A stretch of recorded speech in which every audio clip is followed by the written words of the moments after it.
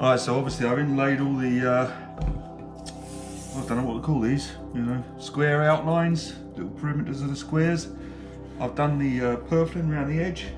I've still undecided what to do about the letters, but I have started doing these, you know, the squares, of course. And now this is a laborious process because each one needs the sanding, making sure it's going to fit before it gets glued in. Make sure I get the glue absolutely everywhere in that hole.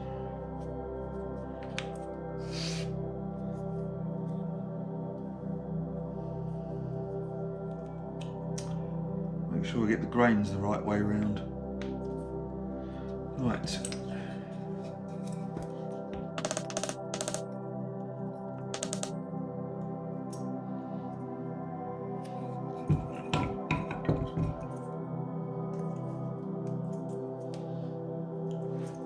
Cool.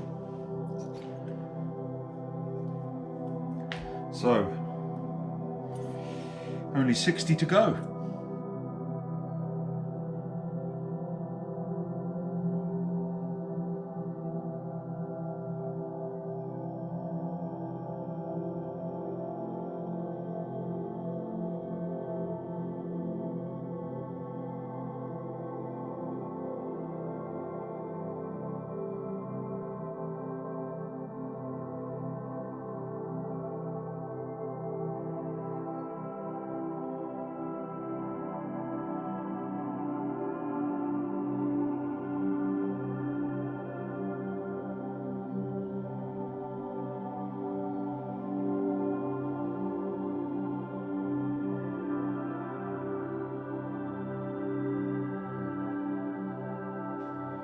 Okay, well, I have finished for the day. So, purfling's done. Perimeters of the squares are inlaid, and the squares themselves are inlaid. There we are. Morning. So what we've got here, apart from a decent cup of tea, is everything inlaid apart from the numbers and the letters. So what I've done is I've knocked up some resin, and because it's really old resin, I'm not sure if it's actually going to work. It's probably been here for about 4 years unused, so it seems to be working though. I've done some inlays. I just put a route a bit in the drill press and free-handed some stuff. Got some stainless steel powder, you know, stainless steel flake, just a pot of it that I've had for many years, on a suggestion of John Oakley. Cheers, John, appreciate that, mate. It was a good idea.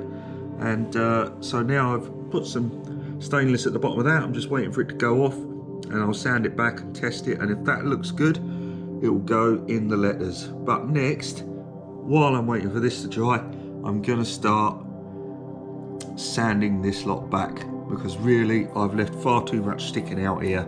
If I was going to do this on a regular basis, I would make all this the same depth, but being as everything was cut and bowed and horrible, I just didn't. It's just got it done instead. Right, let's crack on with the old sanding.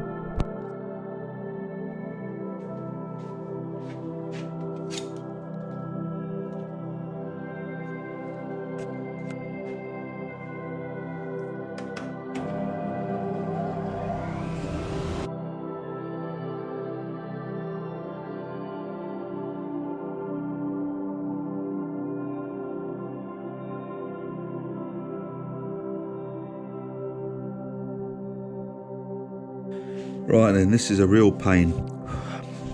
As I was sanding, one of the pieces snapped and below the surface, and I don't want to sand that back. So I have stolen this tool off my wife, which is for cutting lino, and it's like a teensy little chisel. Between that and my Stanley blade here, I'm going to try and scrape enough of this back, create an edge and inlay another piece. So wish me luck. It's going to take a while.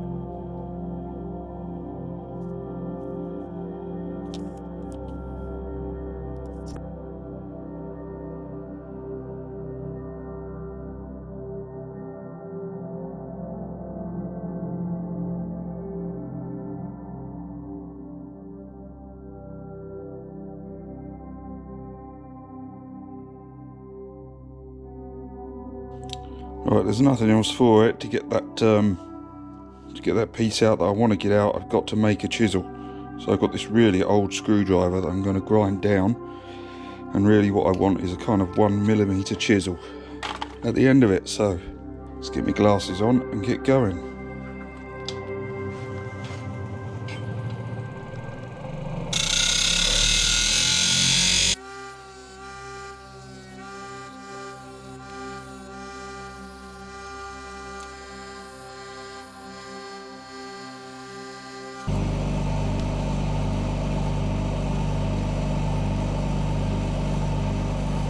There we go, there's our makeshift 1mm chisel.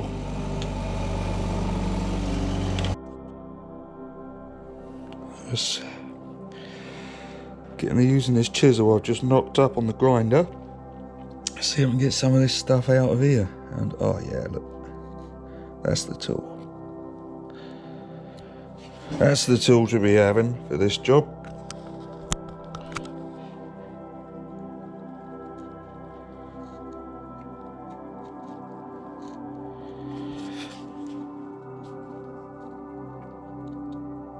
Now this stuff's always going to happen on projects like this. You're going to overcomplicate something with this kind of inlay. It's, you know, you're going to ask him for trouble. So, oh yeah, that's just. So you got to take it when it happens. Taking this piece back as much as I can, so we get a nice solid edge to make the repair with.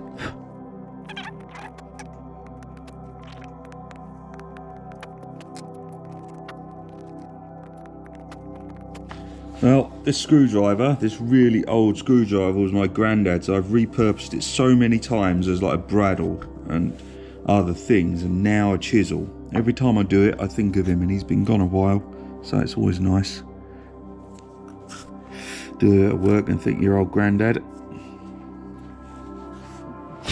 Right, that really is it. Okay, time to cut a small piece and get it in there. Luckily, I've got plenty more of this stuff left.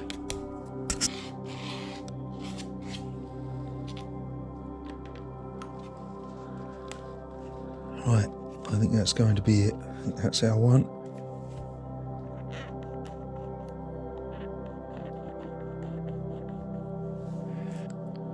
Get it fitted.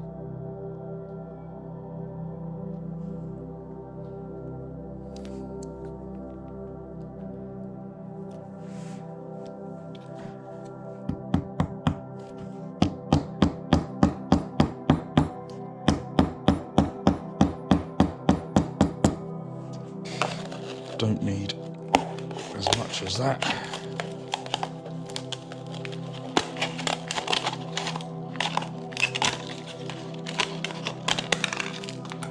Okay. Stuff.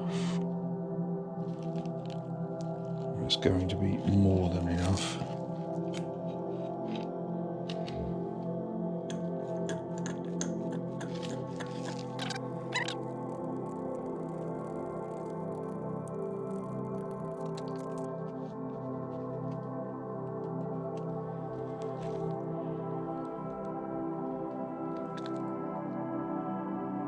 I'm gonna make sure that's like really in there.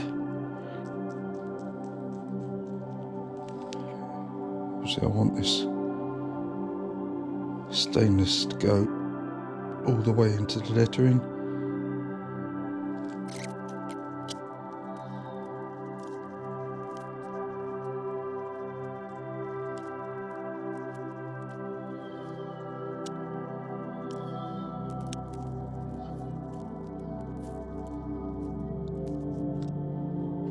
Okay, I've used the drum sander to take off most of the resin, and I'm left with a few dabs around the outside, and you can see you can see the definition of the numbers and the letters now, so just leaves me to finish it off. I'm going to start with the 120 and just see how it takes the resin off. Right, well, it looks like the resin isn't completely dry at the bottom, so Right, good morning. So what I'm hoping for today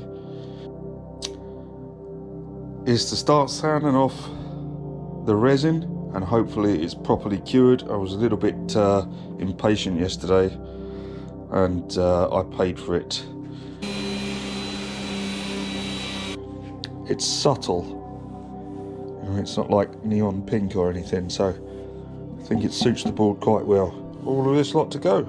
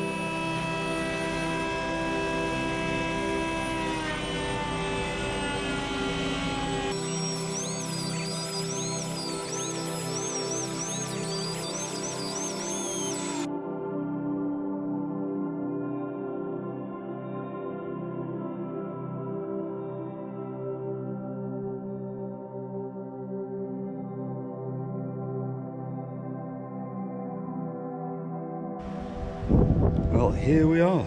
It is finally finished and ready to finish.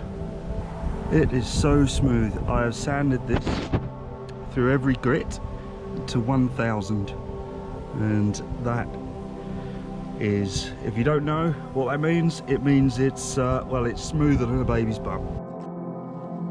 Hi again. Well, we're at the point where I can finish this board, and I've got all the essentials here. From tea to application cloths, tack rag, glove, because no one likes sticky fingers, and I've decided to go with Danish oil.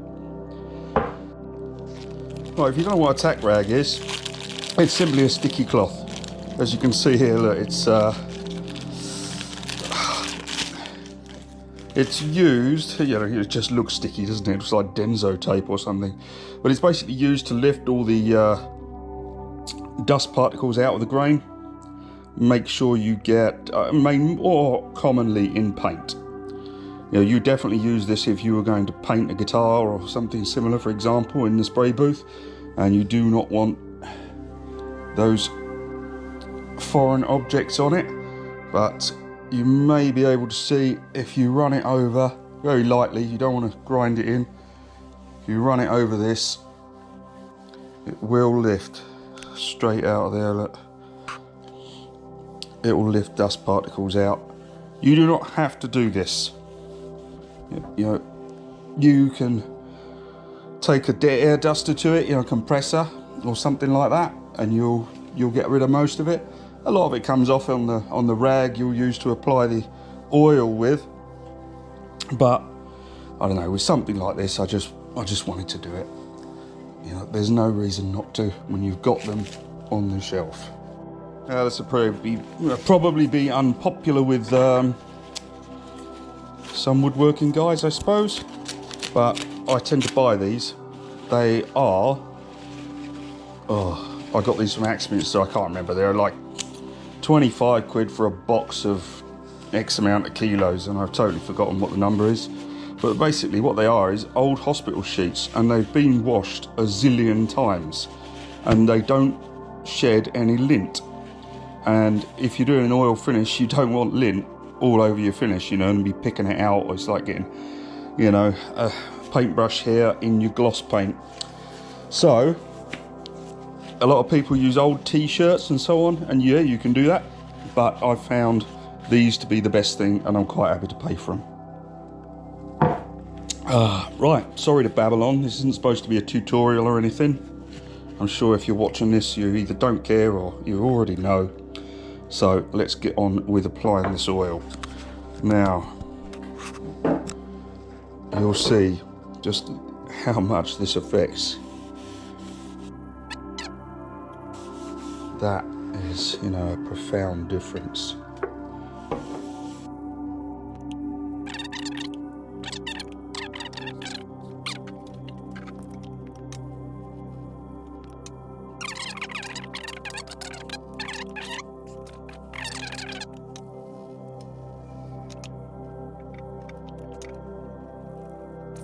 Right, I'm going to jack this up a little bit so I can get to the sides and put some finish on them. These are garden kneeling mats, by the way. I find they work absolutely perfectly at not ruining your finish.